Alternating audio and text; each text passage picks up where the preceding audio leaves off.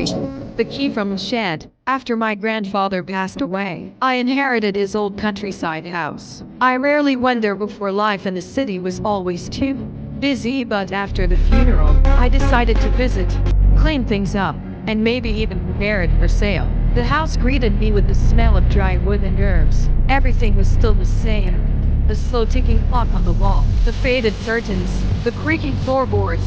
But outside, my eyes kept drifting to the shed in the corner of the yard.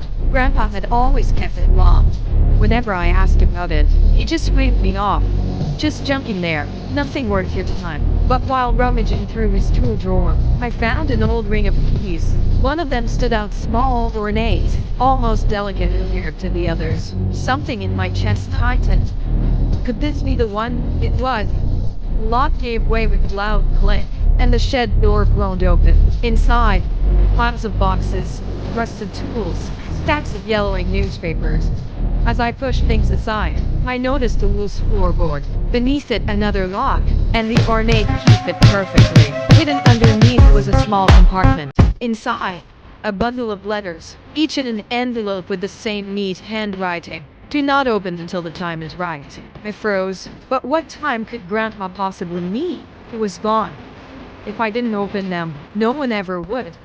First letter nearly made me drop it. Grandpa wrote about the war, but not the way he had always told the family. He hadn't just served. He had been in military intelligence, sent on missions that never made it to history books. He spoke of betrayals, secret names, and guilt that had haunted him for decades. At the end of the page, one chilling sentence. I did something I can never forgive myself for. The next letters were worse. In one, he confessed to betraying a comrade in order to save his own family. In another, he revealed he had a child out of wedlock, a child he never met. By the time I reached the final envelope, my hands were shaking. Inside was a scrap of an old map and a faded photograph of a young woman holding a baby. On the back, in his handwriting, they lived closer than you think. I stared at the photo. The child had my eyes. That night, I couldn't sleep. To me, Grandpa had always been the embodiment of honesty and strength. But suddenly, I realized I'd never really known him at all. The next morning, I went to see our neighbor, old Granny Nina, who had lived next door for as long as I could remember. When she saw the photo, her face turned pale. This is your mother, she whispered, only much younger. And the baby, that's not you. You don't have the same birthmark. My stomach dropped. Somewhere out there, maybe even nearby, I had a brother or sister. Flesh and blood.